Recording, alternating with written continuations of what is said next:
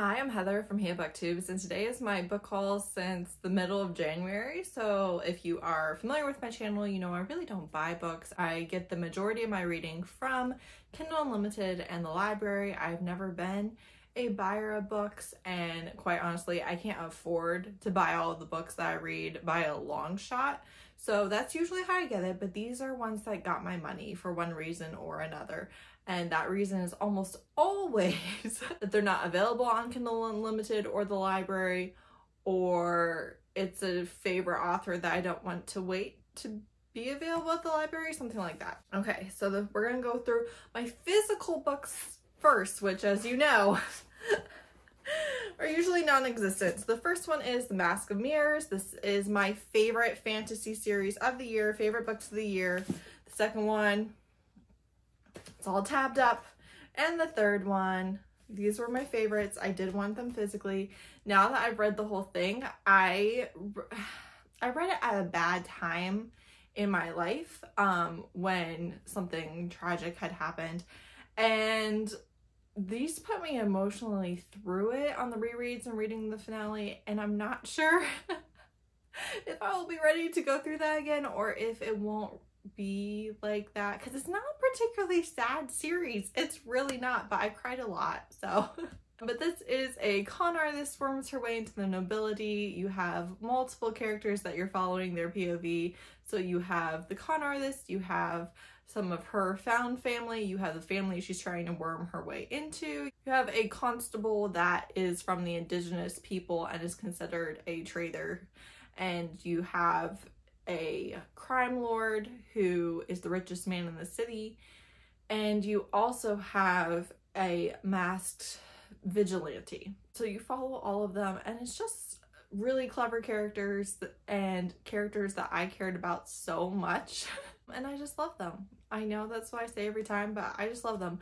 I will say, thinking about this series, I'm just like, most people aren't going to like this. They're going to think it's slow or boring or whatever. And to me, I'm just like, I'd read another 3 books of them doing what they're doing. So, and like I'll always say also, like, it's not for beginner fantasy. It's just not. My other physical book is an ARC, which is the Justin Heir by Sara Hashem. This is the first in the Scorched Earth Duet, I do believe. I liked this. I didn't love it. I think it has some very notable flaws, mainly because I think its marketing is a little bit questionable. It is very much enemies to lovers, and we're talking enemies, like he's trying to kill your entire people, so you know that's questionable. But it's being marketed a lot on Egyptian history, which is true, but it's recent Egyptian history. And if you are going into it as a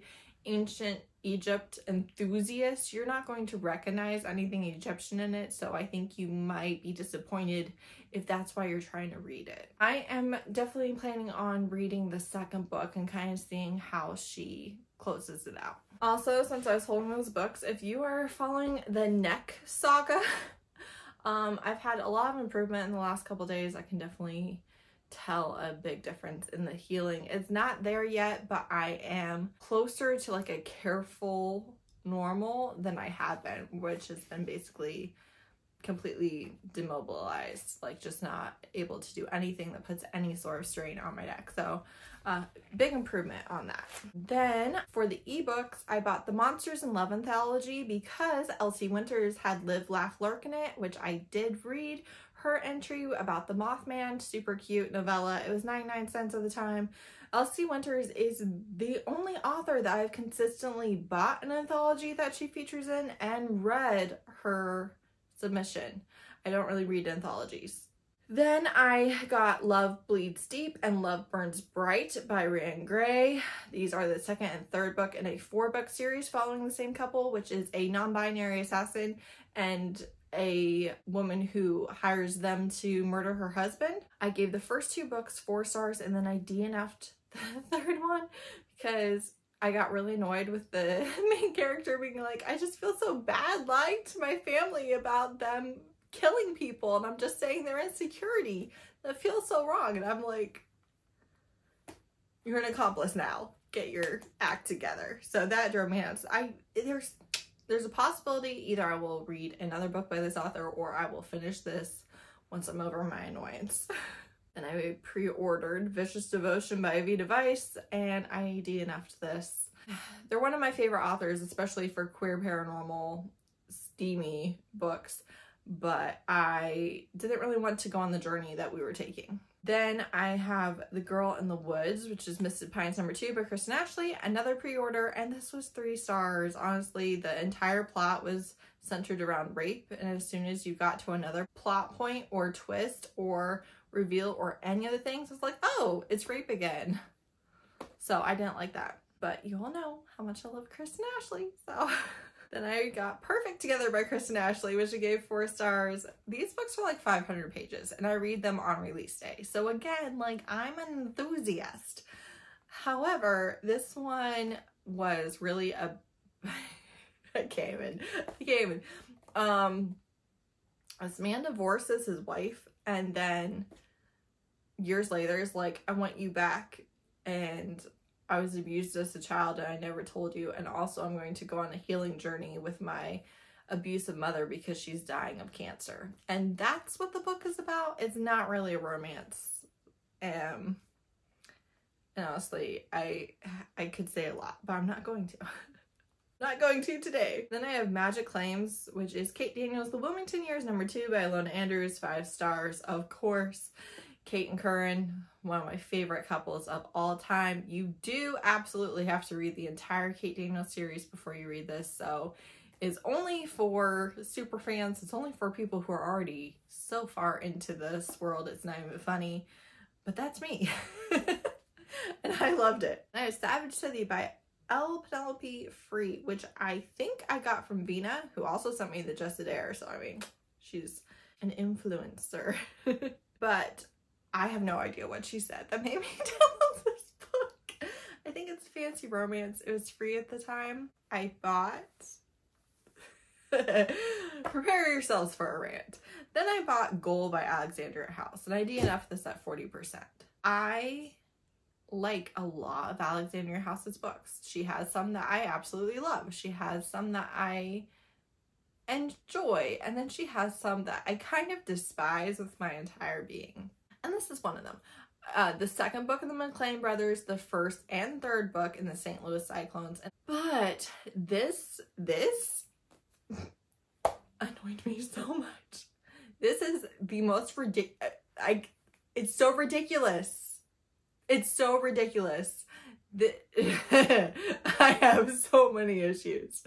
And I even know about things that happen after I DNF that I'm also mad about, but I'm not going to mention those because I'm going to tell you about my DNF thing. This will be in the DNF wrap up too. But 40%, he has a fiance who he asks to marry him just because that's the next step. He doesn't love this woman. The second that he sees the nanny, who the fiance hired specifically because she was fat, so she found her unattractive and thought that she'd be safe. This man is lusting after the nanny. Mind you, the nanny is for his younger brother and sister that he's never met before, that found their dead father and are traumatized. And these two, and they are spending no time with the children. The fiance is throwing a fit because how dare this man take these children in? And he's just like, yeah, I understand. I'm like, what? She's being an awful human being. You are enabling her. You're not even doing a good job with these kids. You are trying to fuck their nanny on the first day. Like, priorities. You're being a bad parent, but I know that you weren't trying to be a parent and you didn't know that you were a parent before today because they're not even your children. However, the fact that you are just seeing this grown woman throw a fit about taking in 2 children that have nowhere to go that are your blood relatives. And again, and I understand that that is a huge ask, and I completely understand people who are like, I cannot do this. But she's not spending 1 second of time with these children. They're paying people to take care of the kids, right? They're not actually parenting. They're paying people to take care of the kids. And she's just being the worst the worst. I hate her. I hate her. I kind of hate him too. He is useless, spineless, and should stop thinking with his dick. So there's that. Then I have Demonic Prince by Carrick.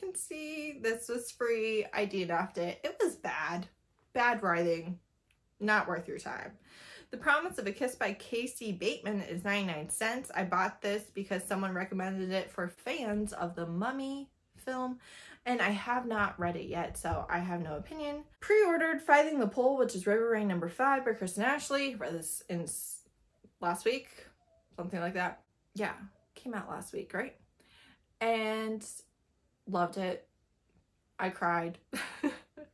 This is one series of interconnected standalones that you really need to read in order, and the entire series is heavily influenced by the suicide of a character, and it's kind of heavy throughout every single book, but the heaviest in the first book, I would say. So you need to proceed with caution, knowing that you have people who are angry with someone that they love and that is gone, and they're trying to work through their feelings with him no longer here, and that's just a big part of the series. But I did love it. She got my money. And then lastly, A Walk in the Park by Rebecca Witherspoon was gifted to me from Tracy. That was so incredibly sweet of her. I read this when I needed a pick-me-up, and it did the trick. This is just cute and fun and sweet. You have two people who go to adopt a dog. There's been a malicious mix-up, and so they end up sharing custody of the dog. They fall in love, and they're just so stinking sweet to each other. Literally just so nice to each other, and I love that for them because they deserve what they found in the other one, and they're just so cute. Like, this is just cute. If you just want a sweet, happy read, if you need that safe read, a pick-me-up, a palate cleanser, what have you, this is it. So that's it. That's all of the books that I have acquired since mid-January. Yeah, love Kristen Ashley. Would I recommend that you buy any of these books? If you're not already a fan of Kristen Ashley, no. If you're not already into Ilona Andrews that far, no. I think that there are exactly 2 books that I would recommend you buy. One is A Walk in the Park by Rebecca Witherspoon, and the other is Mask of Mirrors by M.A. Carrick, if it sounds like something you like. And those are the only 2 I would recommend. So, bit of a fail, really, when it comes right down to the ebook haul. But that's not true, because Rook and Rose was 3 5-stars. Elsie Winters is 5 stars. Ilona Andrews and 1 Kristen Ashley. So that's 6 5-stars out of 3, 4, 5, 6, 7, 8, 9, 10, 11, 12, 13, 14, 15, 16, 17 books. Not the best ratio, but not the worst. That's it. Thanks so much for watching. Bye.